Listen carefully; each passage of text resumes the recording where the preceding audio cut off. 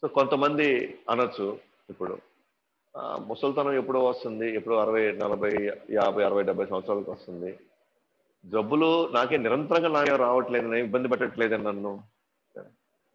ఆ తర్వాత చావు, అది ఆఖరిలో, అది ఎప్పుడో 80, 90 సంవత్సరాల్లో వస్తుంది. మనం గ్యారెంటీ అనుకుంటాం అనమాట. మన 90, 100 సంవత్సరాలు మనం బతుకుతామని మన మీద మనకు నమ్మకం ఎక్కువ మనకి. ఓకే. సో అది గమనిస్తే ఈ ముసలితనం కానీ, లేకపోతే పులు కానివ్వండి, లేకపోతే చావు కానివ్వండి, మనం ఏమనుకుంటున్నామంటే మన లైఫ్ గ్రాంటెడ్ అనుకుంటున్నాం మనం. నేను ఖచ్చితంగా నేను బతుకుతాను, ఖచ్చితంగా నాకు అన్ని జబ్బులు రావు, ముసలితనం అనేది అందరికీ వచ్చేస్తుంది, అది ఇప్పుడు కాదు, అది ఎప్పుడో కదా. మధ్య మధ్యలో నేను ఆనందం పొందుతూనే ఉన్నాను కదా మధ్య మధ్యలో. ఓకేనా, అప్పుడప్పుడు నేను ఆనందం చూస్తూనే ఉన్నాను కదా, నేను ఆనందానికి గురవుతున్నానే కదా. మా ఫ్రెండ్స్తో కూర్చుంటున్నాను, మా బంధువులతో కూర్చుంటున్నాను, నా తల్లిదండ్రులతో కూర్చుంటున్నాను, కూర్చొని నేను బాగా హ్యాపీగానే ఉంది కదా, హ్యాపీగా జరుగుతుంది కదా.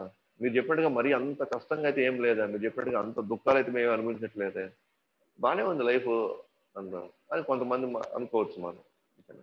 అది మీరు చెప్పినంత దుఃఖంలో అయితే మేము లేదులేండి అని అనుకోవచ్చు.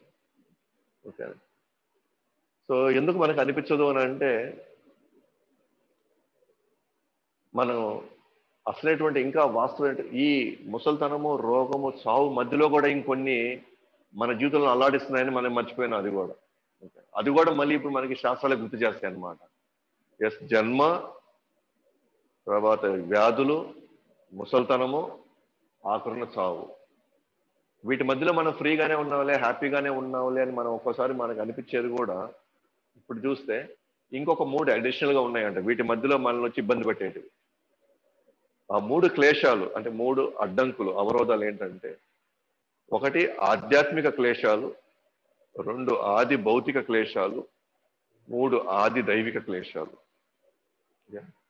ఆధ్యాత్మిక క్లేశాలు, ఆది దైవిక క్లేశాలు, ఆది భౌతిక క్లేశాలు. ఈ 3 క్లేశాలు మనల్ని ఇబ్బంది పడతాయి అన్నమాట. ఏంటివి ఈ 3 క్లేశాలు అంటే, జన్మ, మృత్యువు, ముసల్తనము, తర్వాత వ్యాధులు. వీటి మధ్యలో కూడా మనల్ని కొన్ని అంశాలు మనల్ని ఇబ్బంది పెడుతూనే ఉంటాయి నిరంతరంగా. అఫ్కోర్స్ ప్రతి ఒక్కరిని ఇబ్బంది పెట్టవు. కొంతమంది ఒక దాంట్లో ఇబ్బంది పడితే ఇంకొంతమంది ఇంకో దాంట్లో ఇబ్బంది పడతారు. కొంతమంది ఆధ్యాత్మిక క్లేశాలు ఇబ్బంది పడితే, కొంతమంది ఆది భౌతిక క్లేశాలు ఇబ్బంది పడతారు, కొంతమంది ఆది దైవిక క్లేశాలు ఇబ్బంది పడతారు. కానీ ముసల్తనము, రోగము, చావు, పుట్టుక మాత్రం ఇది అందరూ ఇబ్బంది పడతారు. ఇది కంపల్సరీ. సో ఆధ్యాత్మిక క్లేశం ఏంటి? కొంతమంది వాళ్ళ మనసు వల్ల, వాళ్ళ శరీరం వల్ల, సొంత మనసు శరీరం వల్ల వాళ్ళు ఇబ్బంది పడడమే ఆధ్యాత్మిక క్లేశాలు. ఒకసారి మనసు అనుమానం, మనసు ఒక్కోసారి డిస్ట్రాక్షన్. కొన్ని రోజులు ఇది అనుకుంటాం, కొన్ని రోజులు అది అనుకుంటాం, కొన్ని రోజులు ఇంకో విధంగా అనుకుంటాం. కొంతమంది మానసికంగా లోపలే వాళ్ళ గురించి వాళ్ళు తక్కువ వేసుకొని ఇన్ఫీరియారిటీ కాంప్లెక్స్తో వాళ్ళకు వాళ్ళే భయాల్లో, వాళ్ళకు వాళ్ళే ఆందోళనలో ఉంటారు. కొంతమంది ఇప్పుడు సైకలాజికల్గా కొంతమందికి లేనిపోని భయాలు ఉంటాయి వాళ్ళు. సో మనసు ఒకదాని మీద కాకుండా ఒక్కోసారి అడుగడుగు మన ప్లాన్లు మార్చేసుకుంటుంటాం అన్నమాట. అడుగడుగు మనం డిస్ట్రాక్ట్ అయిపోయేసి డైవర్ట్ అయిపోతూ ఉంటాం.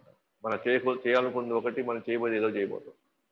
అలాగే శారీరకంగా అంటే కొంతమందికి పుట్టుకతోనే కొన్ని జబ్బులు వచ్చాయి, వాళ్ళ జీవితాంతం వాళ్ళని ఇబ్బంది పెట్టుంటాయి. అది మధ్యలో వేరే వ్యాధులు రావచ్చు, ముసలితనం రావచ్చు, లేకపోతే చావు రావచ్చు. కానీ దీర్ఘకాలికంగా వాళ్ళు కొన్ని శారీరకంగా కొన్ని ఇబ్బందులు పడుతున్నారు. ఫర్ ఎగ్జాంపుల్ అలర్జీ వచ్చారనుకోండి, అంటే జీవితాంతం ఇది అవ్వాల్సింది అలర్జీస్.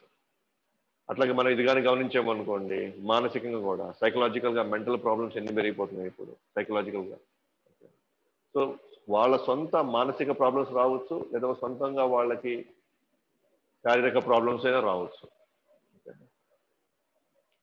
ఆది భౌతిక అంటే ఇతర జీవరాశుల వల్ల మనకు వచ్చేటువంటి ఇబ్బందులు. సరే, నేను బాగానే ఉన్నాను, నా మనసు బాగానే ఉంది, నా శరీరం కూడా బాగానే ఉంది, నా వల్ల నాకేం ఇబ్బంది లేదు అని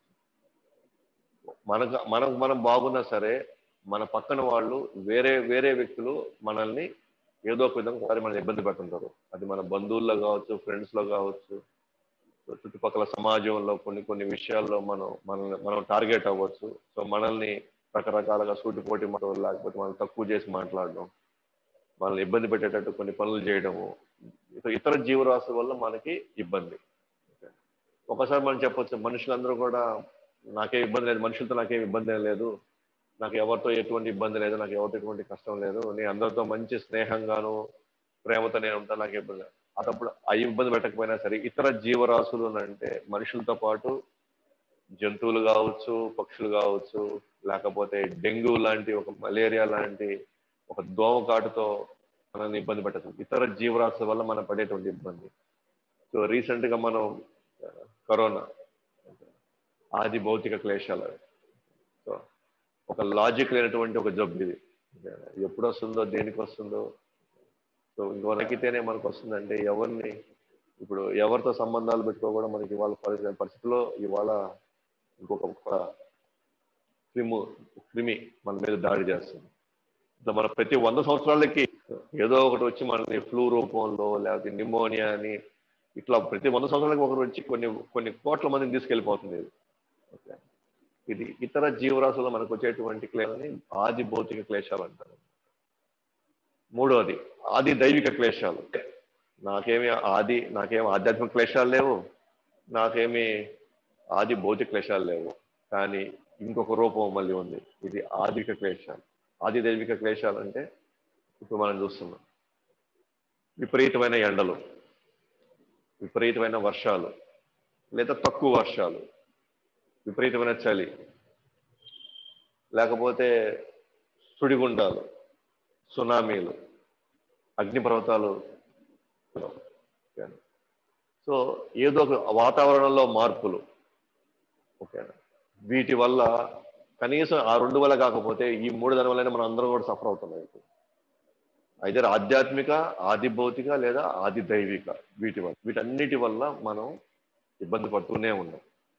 కాబట్టి మనం ఎక్కడ కూడా, వాస్తవం చెప్పాలంటే మనం ఎవ్వరం కూడా ఎక్కడ కూడా ప్రశాంతంగా ఉన్నట్టుగా దాఖలైతే లేవు. కానీ మనకు అనిపిస్తుంది అప్పుడప్పుడు, లేదు నేను కొంచెం ఆనందంగానే ఉన్నాను, కొంచెం నాకేం అంత ఇబ్బంది ఏం లేదు, మా వాళ్ళతో నేను అంతా సరదాగానే గడుపుతున్నాను అనుకోవచ్చు.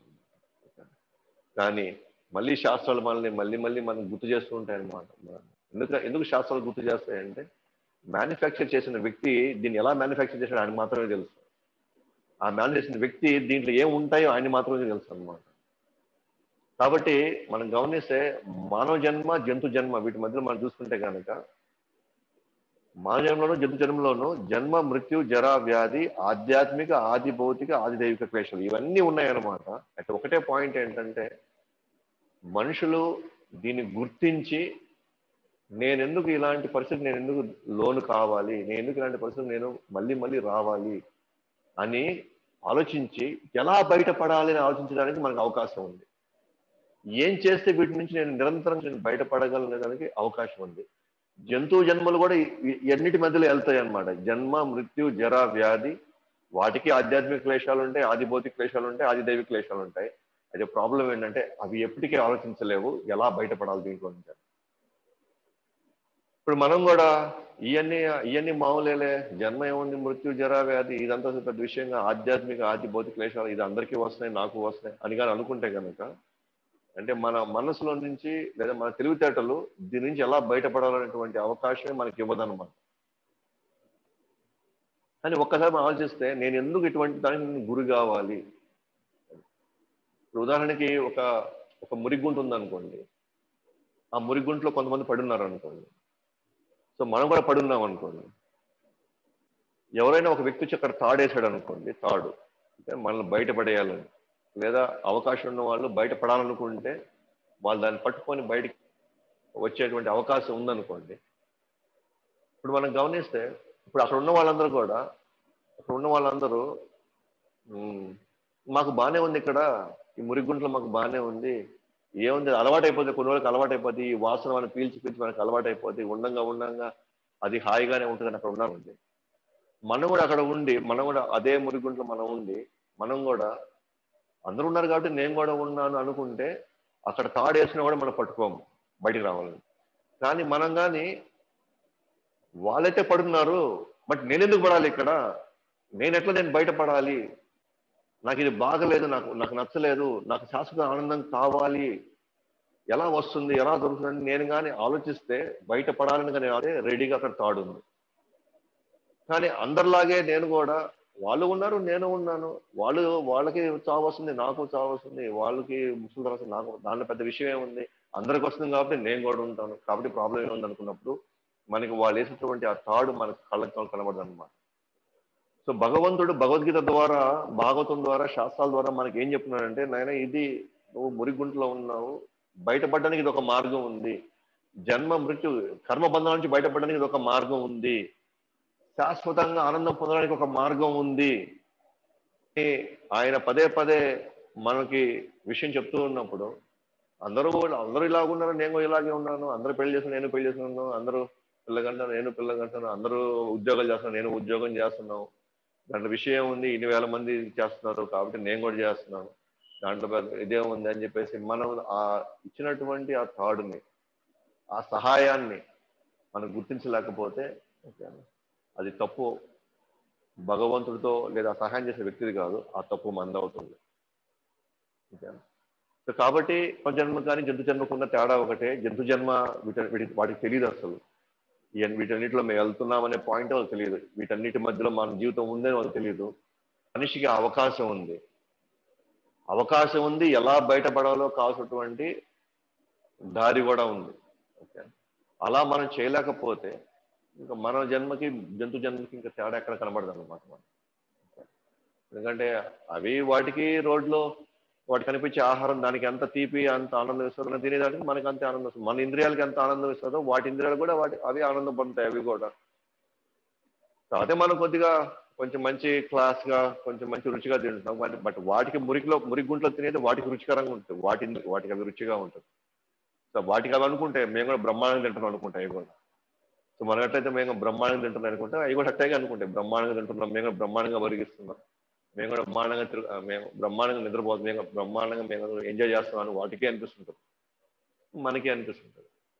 కానీ కొద్దిగా మనం ఆలోచించుకొని నేను మాత్రం ఎందుకు ఇటువంటి వాటికి నేను గురి కావాలి, ఎందుకు ఇటువంటి వాటికి నేను బలి అవ్వాలి, నేను బయటపడాలి అనుకుంటే మాత్రం ఫుల్ స్కోప్ ఉందన్నమాట మనం బయటపడడానికి. ఓకేనా, బయటపడడం అంటే ఏంటి మార్గం తెలుసుకొని, అది మనం కుటుంబంలో ఉంటూనే, ఉద్యోగం చేసుకుంటూనే, అందరితో పాటు ఉంటూ కూడా మనం ఆనందం ఉండొచ్చు అనమాట. అటువంటి మార్గాన్ని, అటువంటి పరిష్కారాన్ని భగవంతుడు మనకి ఇస్తారన్నమాట, భగవద్గీత రూపంలో, భాగవతం రూపంలో. సో అందుకే నేను చెప్పాను కదా, మనకి నిరంతరం మనకి ఇక్కడ దుఃఖాలే కనిపించినాయి, జన్మ జరా వ్యాధి, వీటి మధ్యలో మళ్ళీ ఆది భౌతిక, ఆది దైవిక, ఆది ఆధ్యాత్మిక క్లేశాలు కనిపించాయి. అందుకే సృష్టించిన ఆయన ఇక్కడ చెప్తున్నాడు మనకి, మాముపేత్య పునర్జన్మ దుఃఖాలయం అశాశ్వతం నాప్నువంతి మహాత్మన సంసిద్ధిం పరమంగత. చూసారా, కృష్ణుడు 8వ అధ్యాయం 15వ శ్లోకంలో సృష్టించిన ఆయన ఏం చెప్తున్నాడు, ఈ భౌతిక ప్రపంచం గురించి దుఃఖాలయము అశాశ్వతం అంటున్నాడు. దుఃఖాలయము, ఇది దుఃఖాలకు నిలయము, ఇక్కడ దుఃఖాలు మాత్రమే ఉంటాయి, అశాశ్వతము, అన్ని కూడా అశాశ్వతంగా ఉంటాయి. అందుకనే మన జన్మ మృత్యు జరా వ్యాధి 4 దుఃఖాలే కనిపించినాయి. మళ్ళీ దుఃఖాల మధ్యలో కూడా మళ్ళీ ఆది భౌతిక, ఆధ్యాత్మిక, ఆది దైవిక క్లేశాలు, మళ్ళీ వాటి మధ్య కూడా దుఃఖాలే కనిపించాయి మళ్ళీ. కాబట్టి ఈ ప్రపంచంలో, ఈ జగలో మనకి దుఃఖాలు తప్ప ఇంకా వేరేటి మనకు కనబడవు, వేరేటి మనకు ఇక్కడ ఉండవు. సో తయారు చేసిన ఆయన చెప్పేశాడు, ఈ సృష్టిని నేను ఈ విధంగా తయారు చేశాను అని. ఎలాగైతే మనం ఒక కీ ఇచ్చేటువంటి చిన్నప్పుడు మనం కొనుక్కో ఉంటాం కొన్ని బొమ్మలు, వాటికి మనం కీ ఇస్తే ఎంతకి ఎక్కువ కీ ఇచ్చామంటే దానికి ఒక లిమిట్ ఉంటుంది, ఆ లిమిట్ దగ్గర మనం కీ ఇచ్చామనుకోండి, అది ఆ బస్సు లేకపోతే ఆ కారు కొంత దూరం వరకు ప్రయాణిస్తుంది. మనం తక్కువ కీ ఇచ్చామనుకోండి తక్కువ ప్రయాణం, ఎక్కువ కీ ఇచ్చిన ఎక్కువ పోతుంది. మొత్తానికి మ్యానుఫ్యాక్చర్ చేసినట్టు కీ ఇస్తేనే పోతుంది అది, ఎంత ఇస్తే అంత. అంటే మ్యానుఫ్యాక్చరర్ అంటే తయారు చేసిన వాడి యొక్క రూల్స్ అండ్ రెగ్యులేషన్స్ మీద అది నడిచింది. అలాగే దీన్ని మెసేజ్ చేసిన ఆయన దీన్ని దుఃఖాలయమని చెప్తున్నాడు, ఇక్కడ అశాశ్వతం అన్నాడు. అందుకే మన కళ్ళ ముందు కనబడుతున్నాయి అన్ని అశాశ్వతమే ఇక్కడ. ఒకవేళ అవి శాశ్వతంగా కూడా మనం మాత్రం ఇక్కడ ఉండవు, మనం వెళ్ళిపోతాము, ఎటు వెళ్ళిపోతాం తెలియదు. మొత్తానికైతే అశాశ్వతము, రెండోది దుఃఖాలయము. సో ఉదయం పుట్టినప్పటి నుంచి పుట్టుకే ఒక దుఃఖంతో అయింది, సావు ఇంకో దుఃఖంతో స్టార్ట్ అయింది. సో వీటి మధ్యలో మనం కానీ గమనిస్తే, మధ్యలో అంతా కూడా గమనిస్తే అన్ని క్లేశాలే. కొంతమందికి మానసిక రోగాలు, కొంతమందికి శారీరక రోగాలు, కొంతమందికి ఇతర జీవరాశుల వల్ల రోగాలు, ప్రాబ్లమ్స్, కొంతమందికి ఏమో ప్రకృతి వైపరీత్యాలు. మొత్తానికి అయితే మనం గమనించుకున్నట్లు పోతే వరుస పెట్టి మనకి దుఃఖాలు దుఃఖాలు దుఃఖాలే మనకు కనిపిస్తుంది. మాన్యంలో అతిపెద్ద మాయ ఇంత మనం చెప్పుకున్నట్టుగానే అందరికీ వస్తుంది కాబట్టి నాకు కూడా వచ్చింది. పెద్ద దీంట్లో పెద్ద విషయం ఏముంది, ఇది మాయ. ఇది అందరూ చచ్చిపోతున్నారు, నేను చచ్చిపోతున్నాను, అందరికి ముసలితనం వస్తుంది, నాకు ముసలితనం వస్తుంది, పెద్ద విషయం ఏముంది. జీవితం అన్నాక సుఖాలు దుఃఖాలు రెండు ఉంటాయి. ఓకేనా, ఇది ఒక పెద్ద మాయ. మళ్ళీ జీవితం అన్నాక సుఖాలు దుఃఖాలు ఉంటాయి. మరి సుఖాలు దుఃఖాలు ఉన్నప్పుడు మళ్ళీ మనం ఎందుకు మరి నాకు మళ్ళీ ఇంకో జన్మ నాకు రావద్దని ఎందుకు కోరుకుంటున్నాం? అట్లాగే ఉన్నాం, సుఖాలు దుఃఖాలు లేకుండా అన్నీ ఒకటిగానే ఉన్నాయండి. ఇంకొంతమంది మీరు చెప్పినంత దారుణంగా ఏం లేదండి ఇక్కడ కష్టాలన్నీ, అంత మేము బాగానే ఉన్నాం. మీరు చెప్పినంత అయితే ఇక్కడ ఏం లేదు. లోకమంతా భౌతిక విధానం పరిగిస్తుంది కదా. లోకమంతా కూడా ప్రెస్టీజ్ అని, లోకమంతా కూడా బాగా అనుభవించండి, లోకమంతా కూడా బ్రహ్మాండంగా మీరు వెళ్ళి తినండి తాగండి అని అన్ని అందరికి పరిగిస్తున్నప్పుడు దాంట్లో ఎంతో కొంత నిజం ఉంటుంది కదా. వాళ్ళు చేసే దాంట్లో నిజం ఉంది కదా.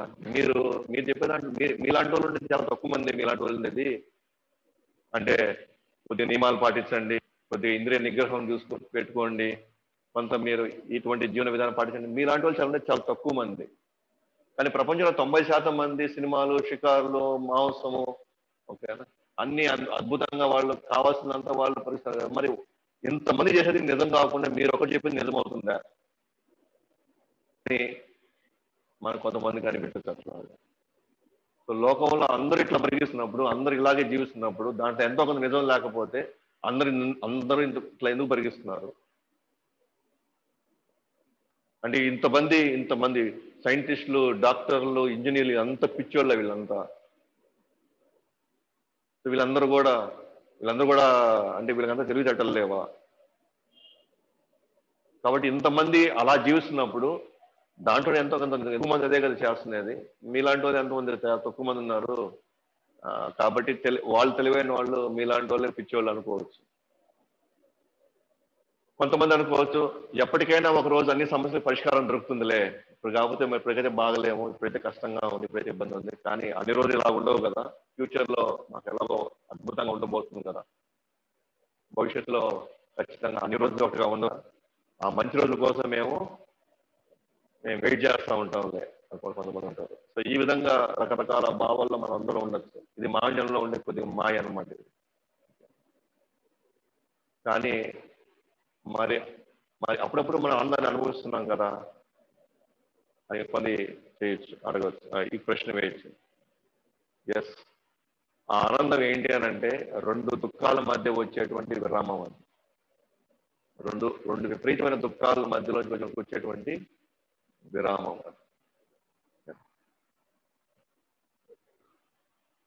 ఒక పోలీస్ స్టేషన్ లో ఒక రోజు భయంకరంగా ఒక గుండాన్ని భయంకరంగా కొట్టారు అనుకోండి. మళ్ళీ మరుసటి రోజు మళ్ళీ ఉదయం లేచి మళ్ళీ మధ్యలో కొట్టారు అనుకోండి. మళ్ళీ ఇంకోసారి మరుసటి రోజు ఉదయాన్నే, రాత్రి కొట్టారు, ఉదయం కొట్టారు, మధ్యలో దొరికింది విరామం, అతను ఆనందం అనుకుంటాడు అనమాట. సో రెండు దుఃఖాల మధ్యలో వచ్చేటువంటి ఆనందాన్ని, వచ్చే విరామాన్ని మనం ఆనందం అనుకుంటున్నాం. ఉదాహరణకి పాత రోజుల్లో శిక్షలు ఉండేది అనమాట. పాత రోజుల్లో కొన్ని శిక్షలు ఉండేది. ఏంటి అవి శిక్షలు అంటే, ఎవరైనా సరే మరీ నిజం చెప్పించాలి అతని చేత, మనం ఎట్లయినా సరే విషయం కక్కించాలనుకున్న వాళ్ళకి ఏం చేస్తారంటే, సో వాళ్ళని, ఆ వ్యక్తిని చెరువు కానీ ఒక నదిలో తీసుకెళ్తారు అనమాట. పడవలో తీసుకొని వెళ్ళి అతను తీసుకొచ్చి ఆ నదిలో ముంచుతారనమాట, తలతో మునిగేలాగా. కొంతసేపు అతను గిలగలా కొట్టుకుంటాడు అనమాట. ఎప్పుడైతే మరీ అతను ఆల్మోస్ట్ పోతుంది అన్నప్పుడు పైకి లేపుతారనమాట. పైకి లేపినప్పుడు మనం ఊపిరి పీల్చుకుంటాం చూసారా, అది అప్పుడు మనకి ఏమనిపిస్తుంది, భలే ఆనందంగా ఉంది అనిపిస్తుంది. మళ్ళీ లోపల ముంచారనుకోండి, ఆ వ్యక్తికి ఈ రెండు దుఃఖాల మధ్య వచ్చేటువంటి ప్రశాంతమైనటువంటి ఆ ఊపిరి అది అతనికి ఆనందం లాగా ఉంటుంది అనమాట. అతను అంతకంటే ఆనందం ఇంకా ఉందా అంటాడు అతను. ఇవాళ మన జీవితాలు కూడా అంతేనండి. ఓకేనా, వాస్తవానికి సోమవారం నుంచి శుక్రవారం దాకా మనం బాగా కష్టపడి మళ్ళీ ఇంకో సోమవారం శుక్రవారం మళ్ళీ కష్టపడే మధ్యలో మనకు వచ్చే విరామం ఉంది. శనివారం ఆదివారం విరామం. సో ఆ విరామంలో మనం ఏమనుకుంటున్నామంటే నేను భలే ఆనందపడుతున్నాను, నేను సినిమాకి వెళ్తున్నాను, నేను షికారు చేస్తున్నాను, నేను కావాల్సిన అనుకుంటున్నాను, కావాల్సిన నేను తింటున్నాను, కాబట్టి నాకు కావాల్సిన డబ్బుని నేను ఖర్చు పెడుతున్నాను, కావాల్సిన కొనుక్కుంటున్నాను. ఆ చిన్న 2 రోజులు ఆ గ్యాప్ ని మనం ఏమనుకున్నామంటే నేను చాలా ఆనందంగా ఉందాం అనుకుంటున్నాను అనమాట. లేదు, అది బయట మనం కష్టపడే రోజుల మధ్యలో దొరికిన 2 రోజులు విరామం అది. సో ఆ విరామాన్ని మనం కానీ ఆనందం అనుకుంటే మాత్రం సో మనం నిజంగా అమాయకులు అని చెప్పడం. అలాగే పల్లెటూరులో ఒక సర్కస్ ఉందన్నమాట. ఉదాహరణకి సర్కస్ వస్తుంది. సో ఏంటి ఆ సర్కస్ అంటే ఆ దండోర వేస్తారు, ఆ ఊరంతా దండోర వేస్తారు అనమాట. సర్కస్ ఉందని దాని స్పెషాలిటీ ఏంటంటే దాని టికెట్ వచ్చి 25 రూపాయలు అనమాట. దాని టికెట్, సర్కస్ టికెట్ 20 పైసలు. ఒక వ్యక్తికి ఒక షోనే పెడతారు అనమాట. అంటే మామూలుగా మనం 200 మందికి ఒక షో ఉంటుంది కదా మామూలు సర్కస్లో అయితే. కానీ ఇక్కడ మాత్రం ఒక వ్యక్తికి ఒకే అనమాట. అంటే ఒకడే కూర్చుంటాడు అనమాట ఆ షో మొత్తానికి లోపల. అంటే ఒకడి కోసం సర్కస్ పెడతారు, సర్కస్ చేస్తారు. అప్పుడు సో ఇట్లా మొత్తం దండోర వేయించగానే ఆ పల్లెటూరులంతా కూడా ఆ టికెట్ కౌంటర్ విపరీతమైన రష్ పెరిగిపోతుంది అనమాట. ఏమనంటే బా అంటే ఆ సౌకర్యం ఎక్కడ వస్తుంది, అందులో అది డెడ్ చీప్ 25 పైసలు. అంటే ఇప్పుడు అంటే కాంటాక్ట్ లేదండి, పైసలే లేవులేండి ఇప్పుడు. కానీ 25 పైసలకు ఒక సర్కస్ లేదా 50 పైసలకు ఒక సర్కస్ టికెట్ అనుకోండి. ఖచ్చితంగా ఎవరైనా సరే ఉపయోగించుకుంటారు కదా ఆ అవకాశాన్ని. పైగా ఒకరికి ఒక షో అంటే. సో ఆ ఊరంతా కూడా ఆ కౌంటర్ దగ్గర విపరీతంగా కొట్టుకుంటున్నారు అనమాట. రాత్రి నుంచి అక్కడ క్యూలో ఉండిపోయారు. సో మొత్తానికి ఇంకొక అరగంటలో షో స్టార్ట్ అయిపోతుంది. సో ఫస్ట్ వ్యక్తి వెళ్ళి అతి కష్టం మీద తొక్కాలని చింపుకొని ఫస్ట్ టికెట్ తీసుకున్నాడు. తీసుకొని లోపలికి వెళ్ళాడు. లోపలికి వెళ్ళి ఆ సర్కస్ లోపలికి వెళ్ళి చూస్తే అక్కడ ఏవి కూడా ఏం ఏర్పాట్లు లేవు అక్కడ. కుర్చీలు లేవు, ఏమి లేవు, జంతువులు లేవు.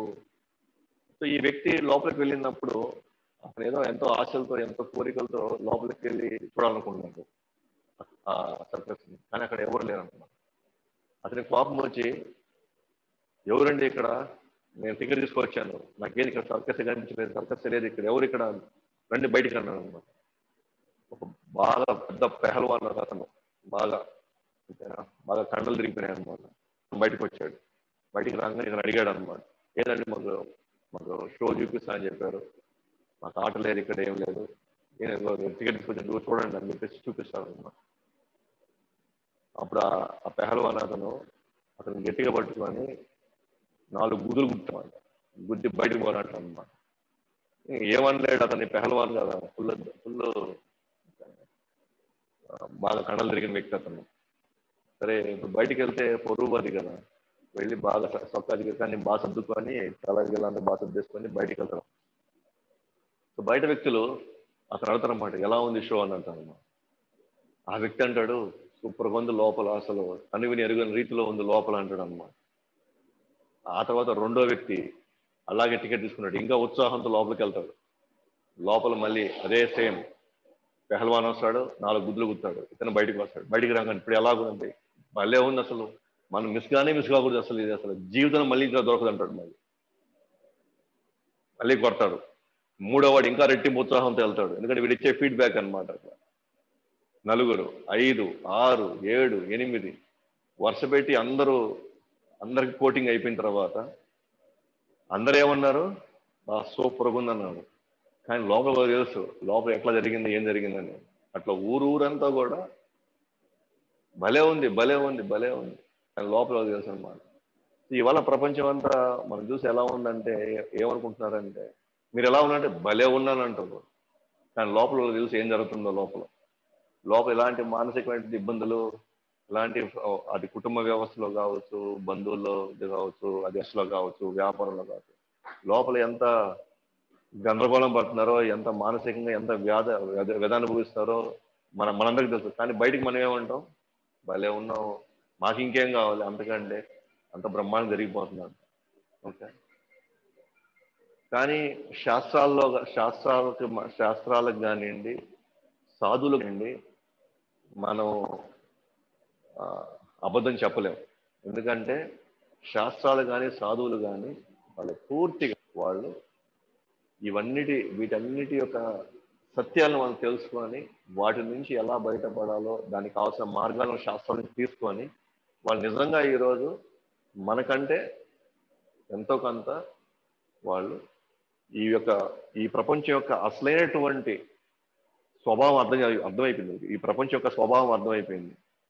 కాబట్టి అది వాళ్ళు అనుకున్నారు, మేమెందుకు ఇలాంటి పరిస్థితుల్లో మేము ఉండాలి, ఇలాంటి దుఃఖాలకు మేమెందుకు లోను కావాలి, ఏమైనా మార్గం ఉందా, ఇంకేదైనా అవకాశం ఉందా అని వాళ్ళందరూ వెతికారు. కాబట్టి వాళ్ళు బయటకు వచ్చి ఆ తేడాను వాళ్ళు గమనిస్తున్నారు. కానీ మనలాంటి వాళ్ళు లేదు ఇంకా ఉంది ఇక్కడ, ఇంకా చాలా అద్భుతాలు ఉన్నాయి ఇక్కడ, నేను ఆనందంగానే ఉన్నాను, మాకెక్కడ ఇబ్బందులే లేవే, మీరు చెప్పినంత కష్టం మాకేం లేదే అని మనం మోసం చేసుకుంటున్నాం అనమాట. మళ్ళీ మోసం చేసుకుంటున్నాం. ఎందుకంటే శాస్త్రాల్లో మ్యానుఫ్యాక్చరర్ కృష్ణుడు చెప్పేస్తాడు, ఇది దుఃఖాలయము అశాశ్వతము. సో అంతకంటే పచ్చిగా నిజం ఎవరు చెప్పలేరు అన్నమాట. భగవంతుడు స్వయంగా చెప్తున్నాడు. మన తోటి వాళ్ళు వెళ్ళిపోతున్నప్పుడు, చనిపోతున్నప్పుడు, మన తోటి వాళ్ళు విపరీతమైనటువంటి బాధలు పడుతున్నప్పుడు, హాస్పిటల్ గురైనప్పుడు, లేకపోతే మనం ఏదైనా మనం డబ్బులు ఇన్వెస్ట్ చేసి వాడు మనం మోసం చేసినప్పుడు, సో ఎన్నో విధాలుగా మనం మాట తప్పి మనకి మాట ఇచ్చి మళ్ళీ మాట తప్పేసినప్పుడు మనం ఎలాంటి ఇది కొనగలుగుతాం, ఇవన్నీ మనం ఒకటి మనం చూస్తూనే ఉన్నాం అనమాట. సో ఎవరైతే ఈ సత్యాన్ని గ్రహిస్తారో ఇది నిజంగా ఆనందాలయం కాదు, ఇది దుఃఖాలయం అని గ్రహించిన వాళ్ళకి ఎలా బయటపడాలి అనే ఆలోచన వస్తే కనుక డెఫినెట్ గా శాస్త్రాలు వాళ్ళని బ్రహ్మాండంగా వాళ్ళకి ఒక దిశనిస్తాయి అన్నమాట. లేకపోతే శాస్త్రాలు మనం దేనికి ఉన్నాయి, ఇది ఎందుకు పనికొస్తాయి, దీనివల్ల మనకి లాభం అనేటువంటి భావనలోకి వెళ్ళిపోతాం. శాస్త్రాలు ఉండేదే ఇలాంటి క్లిష్టమైనటువంటి ఆలోచనలు కానివ్వండి, ఇలాంటి ప్రశ్నలు ఎవరికైతే ఉంటాయో వాళ్ళని సరైనటువంటి దిశలో పెట్టడానికి మనకి శాస్త్రాలు ఉన్నాయన్నమాట. అలాగే ఈ ఆధునిక విజ్ఞానం అంతా కూడా చెప్పండి, చిన్నపిల్లల ఆనందం లాంటిది ఇదంతా కూడా. ఓకే, ఉదాహరణకి చిన్నపిల్లల మధ్యలో చిన్నపిల్లలకి 4 చాక్లెట్లు ఇచ్చి అలాగే 100 రూపాయల నోటు ఇచ్చామనుకోండి, సో చిన్నపిల్లలకి వాళ్ళకి అంత అవగాహన ఉందన్నమాట. వాళ్ళ నాలుక చాక్లెట్ల మీదకి వెళ్తుంది, వాళ్ళు వెంటనే నాలుగు తీసేసుకుంటారు అనమాట. కానీ వాళ్ళ బుద్ధి పనిచేయదు అనమాట. అదే వాళ్ళ మనసులో బుద్ధి ఆ స్థాయికి, ఎందుకంటే అది కంప్లీట్లీ డామినేట్ చేసేస్తుంది. కళ్ళు డామినేట్ చేసేస్తుంది, తర్వాత నాలుగు డామినేట్ చేసేస్తుంది. ఎందుకంటే బుద్ధి కానీ పనిచేస్తే 100 రూపాయలకి నాకు 50 చాక్లెట్లు వస్తాయి కదా అని 100 రూపాయలు వాళ్ళు తీసుకోరు. వాళ్ళు ఎంతసేపు తాత్కాలికమైనటువంటి, త్వరగా వచ్చేటువంటి, చీప్గా వచ్చేటువంటి తీసేసుకుంటారు వాళ్ళు. అలాగే ఇవాళ ఈ ఆధునిక సమాజం మనల్ని చీప్గా మనల్ని తాత్కాలిక సంతోషాల వైపు మనల్ని విపరీతంగా లాగుతుందన్నమాట. దీర్ఘకాలికమైనటువంటి సుఖాలకి, దీర్ఘకాలికమైనటువంటి ఆనందాల వైపు మన బుద్ధి ఆలోచించలేని విధంగా మన బుద్ధి ఆ స్థాయికి వెళ్ళలేకుండా ఈ తక్కువ స్థాయి వస్తువుల్ని, నాణ్యత లేని వస్తువుల్ని మన జీవితాల్ని అతలాకుతలం చేపించేటట్టు చేస్తుంది అన్నమాట. వాస్తవానికి జస్ట్ ఒక కూల్ డ్రింక్ తీసుకుందాం అండి. ఈ కూల్ డ్రింక్ లో ఇవాళ విపరీతమైన సేల్స్. మనం కూడా జనరల్గా ఎండ వచ్చినా ఎట్లా వచ్చినా వెంటనే వెళ్ళి మనం వెంటనే ఒక కూల్ డ్రింక్ షాప్ వెంటనే మనం కూల్ డ్రింక్ తాగుతాం.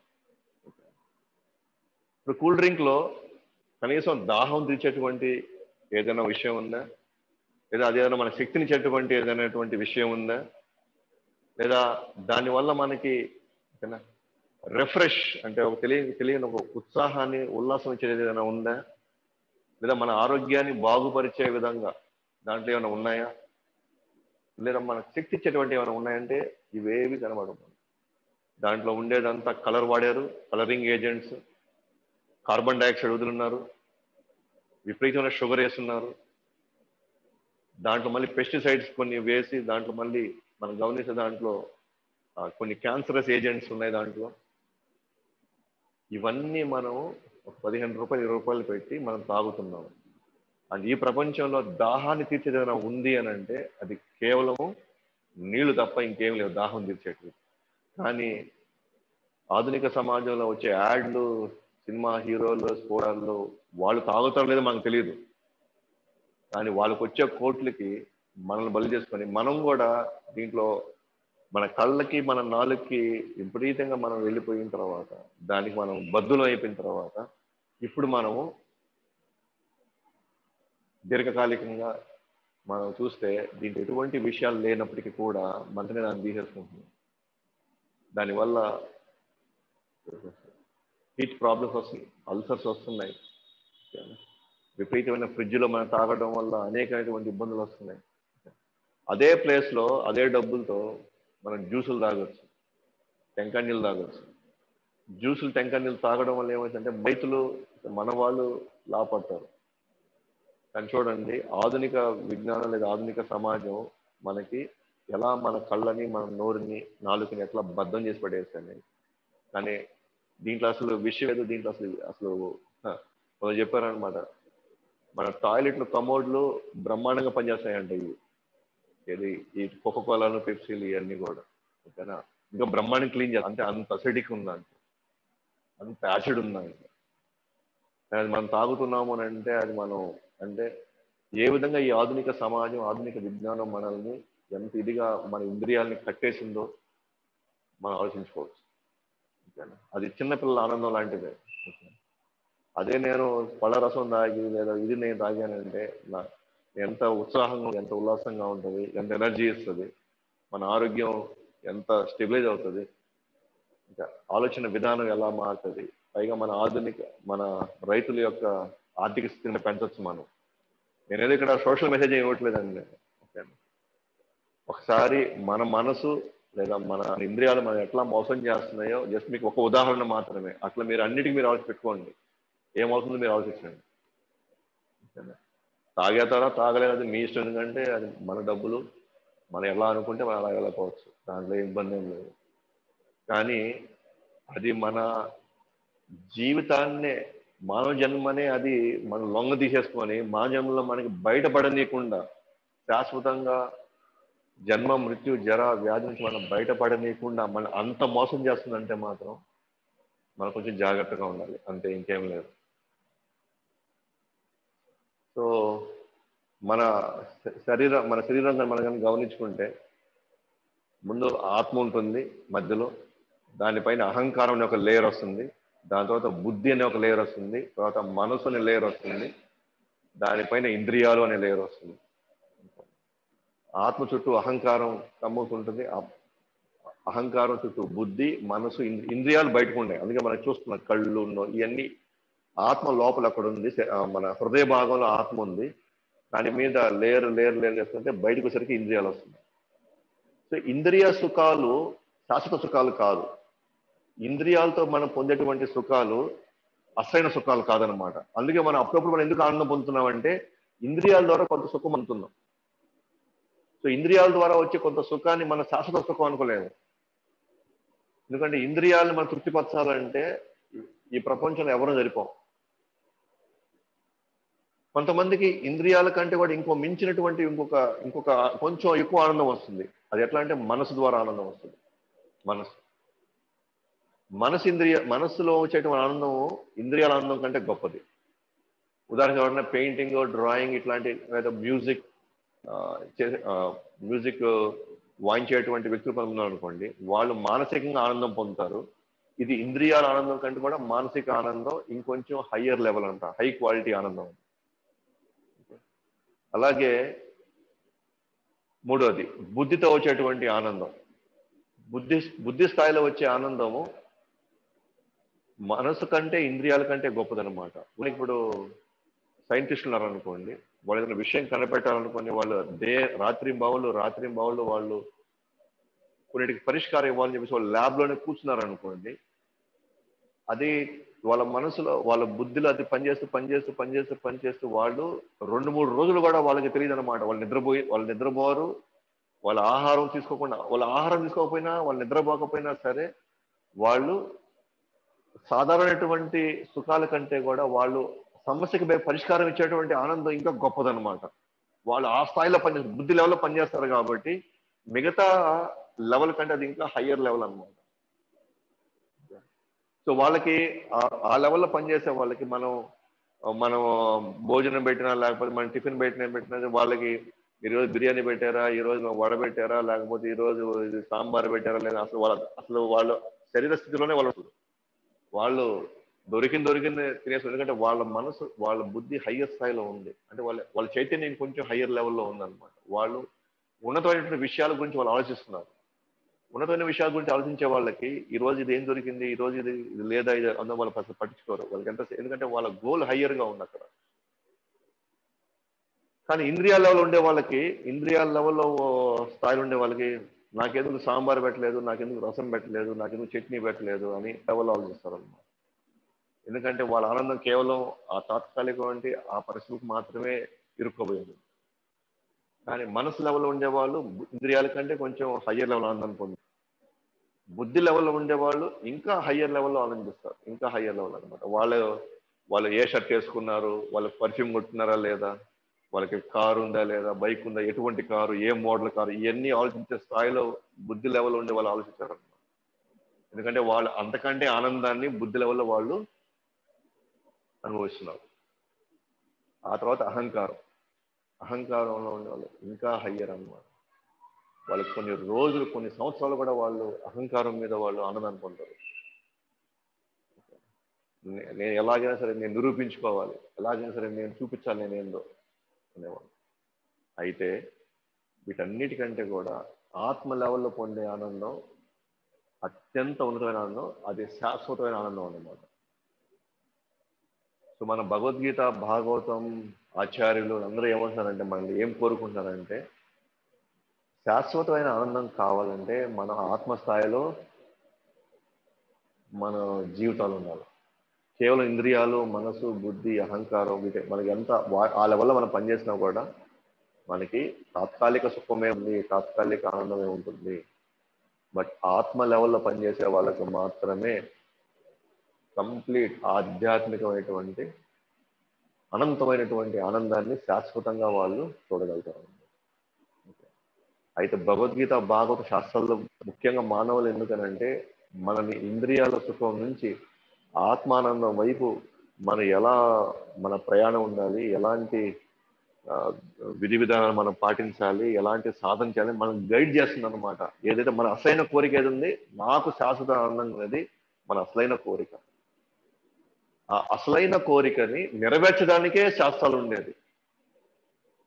అసలైన కోరికని ఇవ్వడానికే శాస్త్రాలు మొత్తం ఉండేదన్నమాట. ఆధునిక విజ్ఞానంకి అసలు ఫస్ట్ ఆఫ్ ఆల్ అసలు దుఃఖాలేంటో తెలియదు, ఆ దుఃఖాలని పరిష్కరించే మార్గము తెలియదు, మనకు వచ్చే ఆనందం ఎటువంటి ఆనందం, అది శాశ్వతమా అశాశ్వతం అది తెలియదు. ఒకవేళ శాశ్వతం ఆనందం కావాలంటే ఆధునిక విజ్ఞానం ఎలా దారి ఇవ్వాలో కూడా దారి చూపిన కూడా దానికి ఏం తెలియదు. కానీ శాస్త్రాలు మాత్రం మనకి ఖచ్చితంగా మన అసలైనటువంటి మన కోరిక ఏదైతే ఉందో, నాకు శాశ్వత ఆనందం కావాలా, అనంతమైన ఆనందం కావాలా, అనంతమైన ప్రేమ కావాలా అని ఏదైతే మన అసలైన కోరిక ఉందో దానికి 100% అన్నమాట పర్ఫెక్ట్ గా మనల్ని మనల్ని ఆ దిశ మనకి ఇవ్వగలుగుతుంది అనమాట. సో భగవద్గీత మన జీవితంలో ఎందుకు ఉండాలి అంటే, ఏదో శాశ్వత ఆనందం కోరుకుంటున్నామో, శాశ్వత ఆనందం కావాలనుకుంటున్నామో, అది ఖచ్చితంగా భగవద్గీత తప్ప ఇంకే పుస్తకం ఇవ్వలేదు అన్నమాట ఈ భూ ప్రపంచం మీద. అది నేను ముందు మనం ఏంటి ఎట్లాగా అనేది డెఫినెట్ గా మనం చర్చిస్తాం అనమాట. అది కూడా నేను చెప్తున్నానండి, ఈ క్లాసెస్ ఎవరైతే ఫాలో అవుతున్నారో, ఫాలో అవడానికి ప్రయత్నిస్తారో వాళ్ళైతే 100% నేను చెప్పగలుగుతాను, భగవద్గీత మనం ఫస్ట్ శ్లోకం స్టార్ట్ చేసేటికి మీకు భగవద్గీతలో ఉన్నటువంటి అసలైన రహస్యాలన్నీ బయటపడడమే కాకుండా మీరు దాన్ని పాటించేలాగా మీ మనసు కూడా తయారైపోయేసి మీరు దాన్ని మీ జీవితాన్ని మీరు అద్భుతంగా మీరు ప్లాన్ చేసుకోగలుగుతారు అనమాట. సో మనకు వచ్చే ఆ తాత్కాలిక ఆనందం దేని వల్ల అంటే, అది మన ఇంద్రియ సుఖానికి మనం లోనవుతాము, ఆ ఇంద్రియ సుఖాల వల్ల మనకు కొద్దిగా ఆనందం వచ్చినట్టు ఉంటుంది.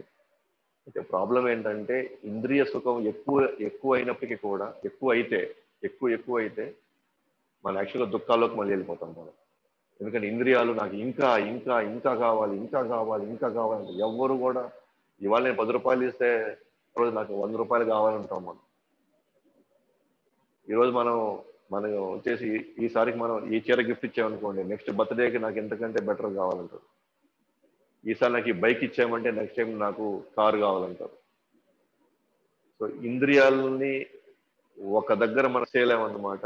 ఇంద్రియాల సుఖాలకి అలవాటు పడిన వాళ్ళు రేపు అంతేగాని ఇస్తే అక్కడితో వాళ్ళు తృప్తి పొందరు. నాకు ఇంకా కావాలి ఇంకా జరగాలనుకుంటారు. సో ఇంద్రియాల తృప్తితో యాక్చువల్ చెప్పాలంటే ఇంద్రియాల వల్ల మనం ఎక్కువ దుఃఖాలకు లోనవుతామే కానీ మన శాశ్వత ఆనందానికి మనం పోలేమన్నమాట.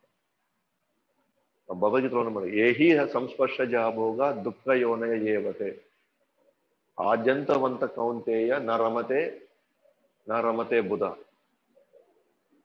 ఎప్పుడైతే ఇంద్రియ సుఖానికి మనం లోనైతే ఆది అంతము దుఃఖాలకే లోనవుతాం అన్నమాట. ఆది అంతము దుఃఖాలకే ఉంటాం. ఆది అంతం అంటే ఆది స్టార్ట్ అయినప్పుడు మనకు దుఃఖాలే, అది అంతంలో ఉన్నప్పుడు మనకు దుఃఖాలేనా అంట. నిజమైన తెలివైన వాళ్ళు ఇంద్రియ సుఖాలు వాళ్ళు కోరుకోరంట. నిజమైన ఆనందం కావుతున్నాం. ఎందుకంటే ఇంద్రియాల సుఖము మనల్ని తిరిగి తిరిగి తిరిగి మనకు దుఃఖాలకే మనకు తీసుకెళ్తుందంట. సో ఎందుకంటే ఏ ఒక్కరు కూడా ఒకేసారి ఇక్కడ చాలు ఇది సరిపోతుంది అని ఇంద్రియాలు ఎప్పుడు కూడా అక్కడికి ఆపవంట. ఉదాహరణ మనమే తీసుకున్నాం.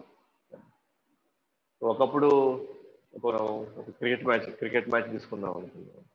క్రికెట్ మ్యాచ్ ఒకప్పుడు 6 రోజులు మ్యాచ్లు, 5 రోజుల మ్యాచ్ ఉండేది, 5 days మ్యాచెస్ ఉండేది. పోయినాయి అవి తిరిగినాయి. ఆ తర్వాత మజా సరిపోల. 5 రోజుల ఎవరు వెయిట్ చేస్తారు? 5 రోజులు ఎందనగా వాళ్ళకి ఎవరు చూస్తారు. తర్వాత 1 day క్రికెట్ మ్యాచ్లు వచ్చినాయి, 50 ఓవర్లు. సో 50 ఓవర్ల మ్యాచ్లు చూసుకుంటూ వచ్చారు.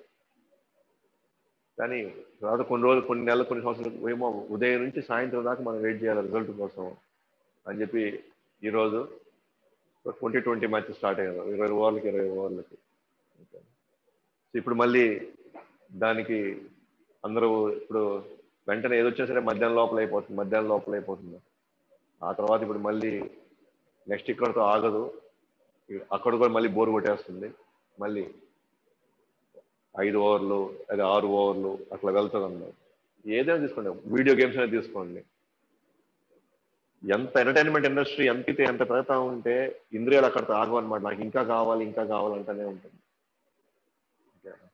సస్పెన్స్, థ్రిల్ అంటే ఆనందాన్ని ఎట్లా పెంచాలని నిర్విరామంగా పనిచేస్తూనే ఉన్నారు అందరూ కూడా. దాన్ని ఎంత పెంచినా కూడా అక్కడితో కాదు, నాకు ఇంకా కావాలంటారు. ఇంకా కావాలి. అది ఒక దగ్గర అది ఆగిపోయడానికి అవకాశం లేదన్నమాట. సమస్య లేదు. సో లాస్ట్లో టైం అయిపోయింది. లాస్ట్లో ఒక నా లైఫ్లో జరిగిన ఒక చిన్న ఇన్సిడెంట్ మీకు పంచుకుంటాను. మీరు కొంచెం అర్థం చేసుకోండి, ప్రయత్నించండి. రీసెంట్గా అన్నమాట జరిగింది ఇది కూడా. సో మా సిస్టర్ వాళ్ళు మా ఇంటికి వచ్చారు మన దసరాకి. సో పిల్లలు కూడా వచ్చారు, 2 అమ్మాయిలు, 2 వచ్చారు, ఇంటికి వచ్చారు. అయితే ఇంతకుముందు అదే ఇంట్లోనే ఉన్నాము, అదే పరిస్థితులే ఉన్నాయి. వాళ్ళకి అదే స్వాగతం, అంటే కొత్త స్వాగతాలు ఏమంటే ఇంతకుముందు ఎలా స్వాగతించే ఇప్పుడు అదే స్వాగతం. ఎందుకంటే అలాగే ఇంతకుముందు మేము ఏ మర్యాదలు చేసామో ఇప్పుడు మేము అదే మర్యాదలు చేసాం. అప్పుడు ఎట్లాగైతే ఆ పప్పు పులుసో లేకపోతే బెండకాయ పులుసో లేకపోతే ఆ రైస్ ఇదే, ఇప్పుడు అదే. కొత్తగా ఏం లేదు, కొత్త స్పెషల్స్ ఏం లేవన్నమాట.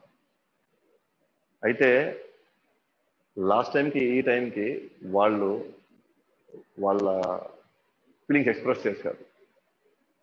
ఏంటది అంటే, ఈసారి మాత్రం వాళ్ళు వెళ్ళిపోయేటప్పుడు మాకు చాలా బాగుంది, చాలా ఆనందంగా ఉన్నాము, చాలా హాయిగా ఉంది, నిజంగా 10 రోజులు ఎట్ట గడిచిపోయా మాకే తెలియదు అన్నారు.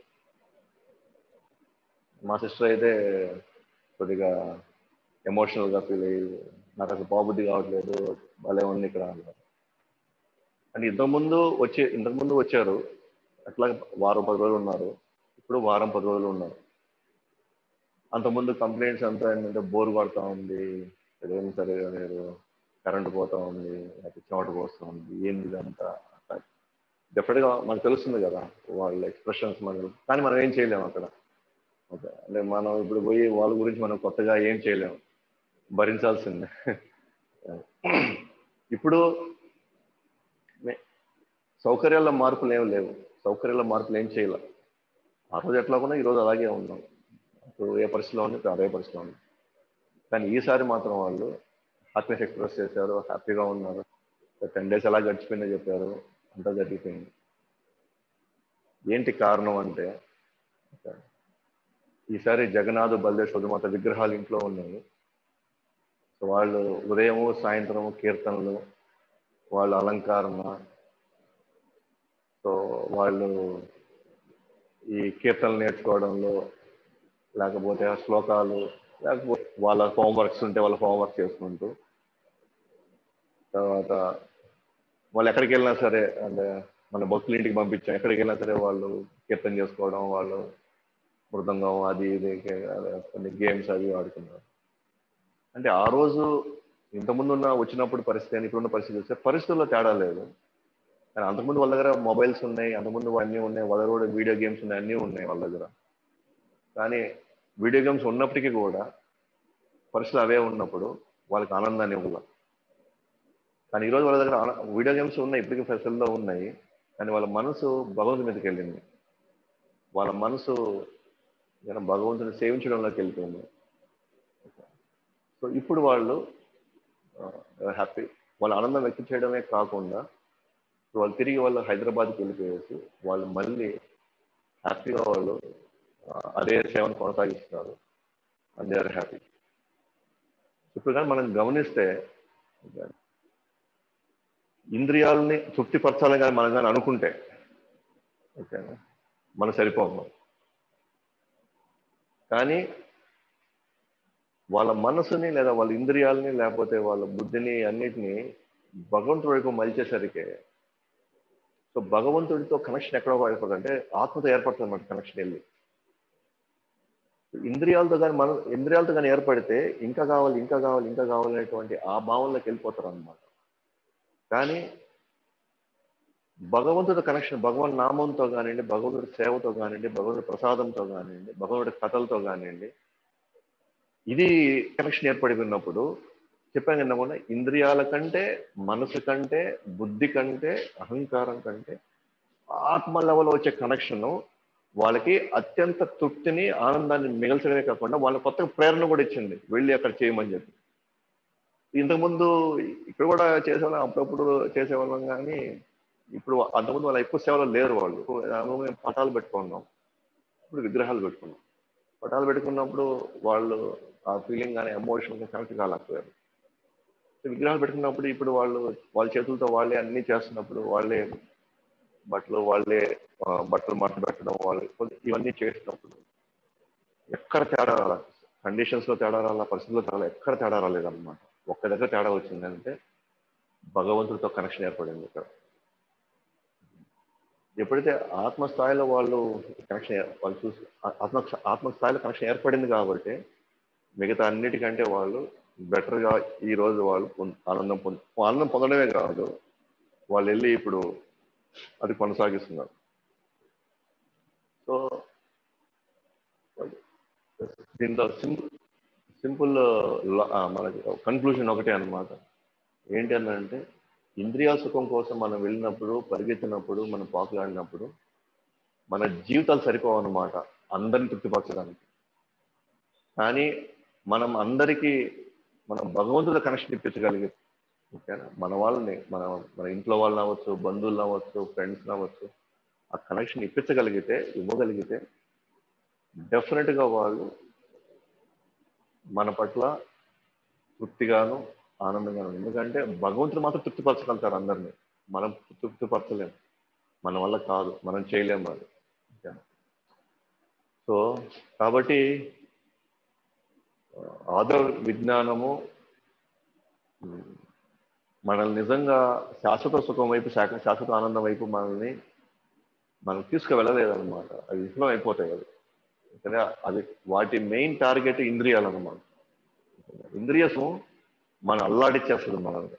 ఇంద్రియ సుఖము మనల్ని విపరీతమైనటువంటి దుఃఖాలకు లోన్ చేస్తుంది. సో మళ్ళీ రేపు దీన్ని మళ్ళీ కొనసాగింపుగా మళ్ళీ చూద్దాము. రేపు ప్రకృతిలో ఉన్నటువంటి కొన్ని అద్భుతమైనటువంటి కొన్ని ఆ, ఉదాహరణలు మీ కళ్ళ ముందు ఉంచుతాను. ఓకే, మనం వాటి మధ్యలో మన పరిస్థితి ఏంటి, మన జీవితం ఏంటి అనేది, మనం ఎట్లా ఇబ్బంది పడుతున్నామో ఈ ఆధునిక విజ్ఞానం ద్వారా మనం పొందేటువంటి జ్ఞానము మనం ఎట్లా మనం శోభకు గురి అవుతున్నాం అనేది రేపు చూస్తాము. హరే కృష్ణ. సో ఇప్పుడు మనం దామోదర హారతిలోకి వెళ్తాము. సో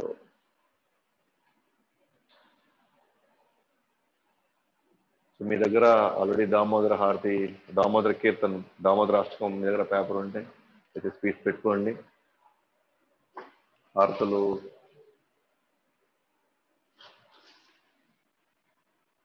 ముఖ్యంగా ప్రమిదలు ఇవన్నీ కూడా రెడీ చేసి పెట్టుకోండి. ఇప్పుడు మనం దామోదరాష్టకం పాడతాము, తర్వాత మీరు అందరూ హారతులు ఇవ్వచ్చు. ఆ తర్వాత ఏదైనా సందేహాలు ఉంటే మనం క్లారిఫై చేయడానికి మనం ప్రయత్నిస్తాం.